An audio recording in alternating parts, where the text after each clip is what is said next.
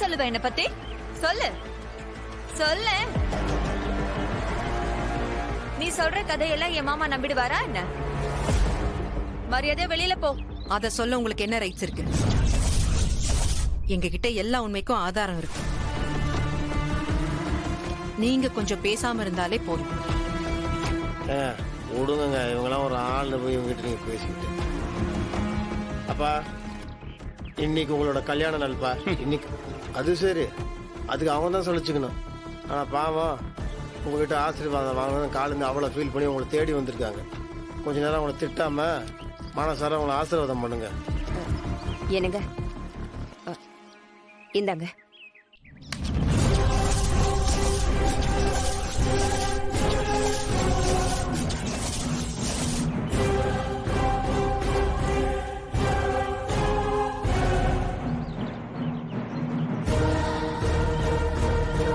ஊர் கூடி நின்று அச்சதை போடும்போது எனக்கு முன்னாடி தலை குனிஞ்சு தாலி வாங்கினவன் நீ. தலை நிமிந்து தாலி கட்டினவன் நான். புருஷன் எதிர்த்து பொண்டாட்டி எப்பவும் தலை நிமிர கூடாதுன்னு தான் இப்படி ஒரு சடங்கையே வச்சிருக்காங்க. ஆனா நீ கட்டின புருஷனையே எதிர்த்து பேசிட்டு உன் புள்ள பின்னாடி போனல்ல.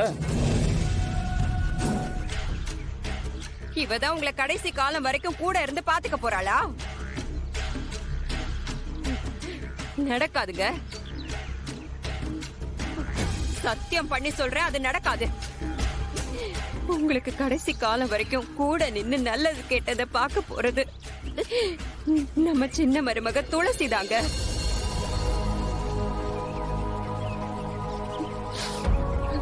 சீக்கிரமே இதெல்லாம் நீங்க புரிஞ்சுக்குவீங்க. அப்போ உங்ககிட்ட நான் பேசுறேன். வெற்றி, துளசி, நாம இங்க வந்ததே தப்பு. கிளம்பலாம் வாங்க. ஆமா, பெரிய சத்தியவான் சாவித்ரி சாபம் கொடுத்துட்டு போறா. போடி, கிளம்பு. ஆமா,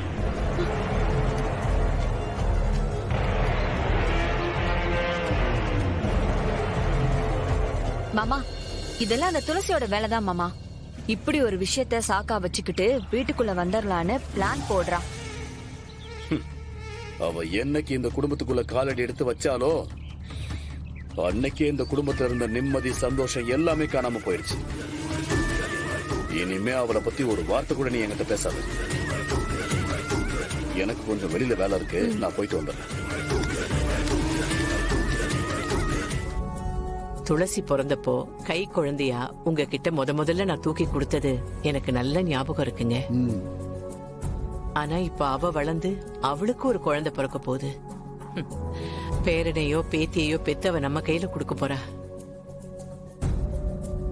இதை விட நமக்கு வேற என்ன சந்தோஷம் இருக்கு லட்சுமி?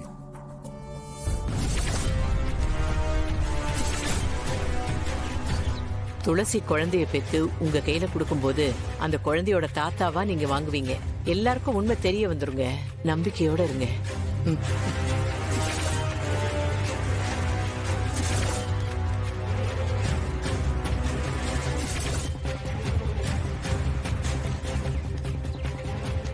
ஏங்க, பக்கத்து வீட்டுல சுமங்கலி பூஜை பண்ணேன்னு குங்குமம் கொடுத்தாங்க.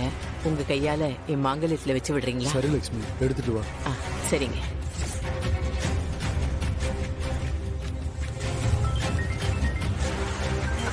சத்தியம், ஓனர் எங்க போனீங்க? சொல்லிட்டு போயிருக்கலாம்ல, உங்களை தேடினே இருந்தேன். இல்ல சத்யா, நான் ஃபைல கொஞ்சம் மறந்துட்டு வந்துட்டேன். அதுக்காக தான் நான் வீட்டுக்கு வந்திருக்கேன். நான் கொஞ்ச நேரத்துல வந்துடுறேன். ஓகேவா?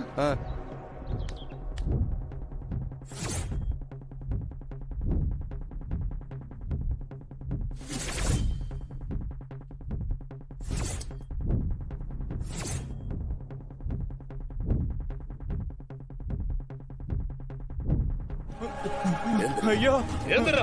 வேணா ஐயா. எங்கடா தப்பிச்சு வர்ற? ஐயா, இது ஏன் ஊரு. இந்த ஊர்ல இருக்கிற சந்து, பொந்து, இண்டு, இடுக்குன்னு எல்லாம் எனக்கு அத்துப்படி. டேய், இங்க எங்க நுழைஞ்சா எங்க வெளியே வரணும்னு எனக்கு நல்லா தெரியும்டா. என்னை ஏமாத்தி தப்பிக்க முடியாது, நீ புரிஞ்சுதா? ஐயா ஐயா, என்ன விட்டுருங்க ஐயா.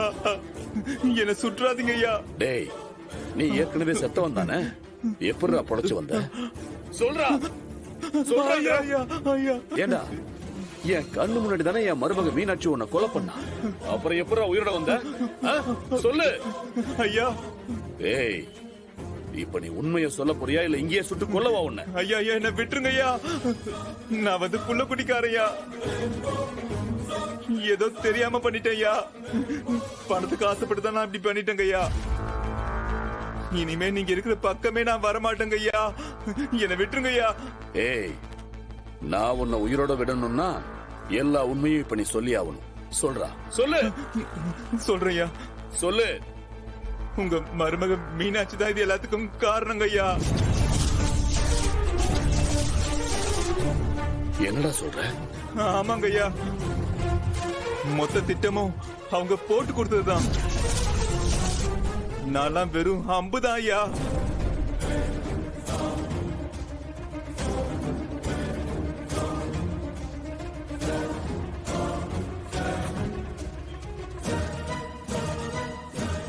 நான் எதுவும் பண்ணலங்க ஐயா.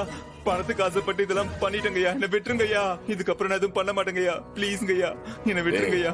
வாடா என் கூட. ஐயா வேணாங்க ஐயா, என்ன விட்டுருங்க ஐயா.